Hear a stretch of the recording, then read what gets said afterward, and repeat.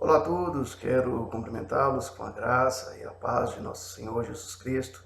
Quero convidar você nesse dia a ler comigo 1 Reis, capítulo 17, versos 8 e 9, texto que nós estaremos refletindo. A palavra de Deus diz assim: Então veio a palavra do Senhor dizendo: Dispõe-te e vai a Sarepta, que pertence a Sedom, e demora-te ali, onde ordenei a uma mulher viúva que te dê comida.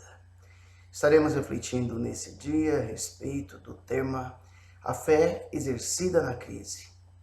Nós podemos observar, diante desse texto exposto, que o profeta Elias ele recebe de Deus uma ordem para que estivesse indo então a Sarepta, cidade de Sidom. E a terra estava passando por um momento de dificuldade. Durante 3 anos e 6 meses, nós podemos observar nesse relato desse texto completo que não chovia. Então vamos imaginar que se durante 3 anos e meio não chove, evidentemente que tudo ficará escasso. É muito óbvio que infelizmente a terra vai sofrer, que os alimentos vão acabar, vão ficar escassos e a economia vai ser afetada. Muitas pessoas serão consequentemente atingidas por esse colapso. E esse era o contexto em que se encontrava o profeta Elias.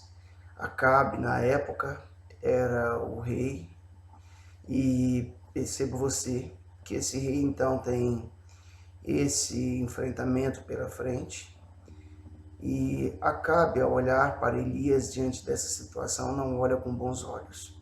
Afinal de contas, o Elias ele profetizava aquilo que Deus colocava em seus lábios para ser dito em dias difíceis. É muito natural que diante das crises, todas as pessoas muitas vezes querem escutar somente aquilo que é agradável aos ouvidos. Mas, na maioria das vezes, dificilmente nós queremos escutar aquilo que é necessário chegar aos ouvidos. E esse era o contexto em que Elias estava enfrentando no que diz respeito às Sagradas Escrituras, no que diz respeito à proclamação da Palavra de Deus, da justiça. E muitas vezes conosco, na nossa atualidade, não é muito diferente. No início da pandemia, as pessoas temiam que se tratasse de um fim imediato, que se tratasse do juízo final.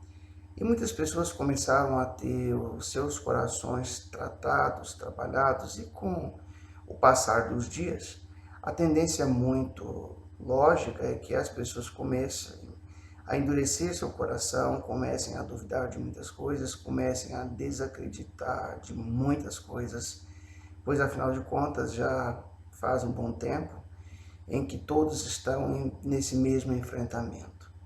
Mas algo que nós, sem dúvida alguma, podemos trazer de aplicação às nossas vidas com esse texto sagrado é que Deus, de fato, nos momentos de crise, Ele não desampara aqueles que nele confiam. Ele cuida dos seus. E é o desejo do meu coração que, diante de dias tão difíceis, você mantenha a sua fé nesse Deus Todo-Poderoso. A forma de Deus agir, de Deus trabalhar, ela vai contra todo o conceito que muitas vezes nós traçamos em relação a cuidado, em relação a suprir-se toda e qualquer necessidade. Então, muitas vezes nós temos uma visão disso. A visão de Deus é completamente diferente. Então, nós podemos observar isso na ilustração desse texto, que vai dos versos 10 a verso 16, como é que Deus vai, então, cuidar de Elias nesse momento. E eu desejo que você entenda que muitas vezes a exemplo disso que Deus cuida de mim, Deus cuida de você. Perceba você que o texto diz assim: Então se levantou e foi a Sarepta, e chegando à porta da cidade, estava ali uma mulher viúva, apanhando lenha. E ele a chamou e lhe disse: Traze-me, peço-te, uma vasilha de água para eu beber. Indo ela para buscá-la, ele a chamou e lhe disse: Traz-me também um bocado de pão na tua mão. Porém, respondeu: Tão certo como vive o Senhor teu Deus, não tenho cozido há somente um punhado de farinha numa panela e um pouco de azeite numa botija. E vês aqui, apanhei 2 cavacos e vou preparar esse resto de comida para mim e para meu filho. Comeremos e morreremos. Elias lhe disse: Não temas, vai, prepara, faze o que disseste, mas primeiro faze dele para mim um bolo pequeno e traz-me aqui fora. Depois farás para ti e para teu filho. Porque assim diz o Senhor Deus de Israel: a farinha da tua panela não se acabará e o azeite da tua botija não faltará, até o dia em que fizer chover sobre a terra.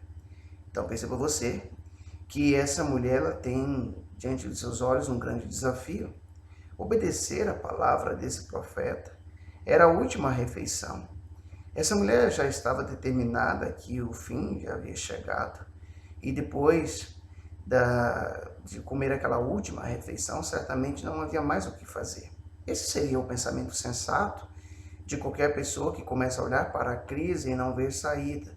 Para qualquer pessoa que começa a olhar para os dias difíceis e não enxerga possibilidades. Nesses momentos, o que vai fazer a diferença na vida de uma pessoa chama-se fé. E é interessante que essa mulher estrangeira, porque note você que nós estamos falando não é de uma mulher do território de Israel, mas nós estamos falando de uma estrangeira. Então perceba você, o que essa mulher vai fazer no momento de crise? Qual é a atitude dessa mulher? Essa mulher ela vai exercitar a sua fé na crise.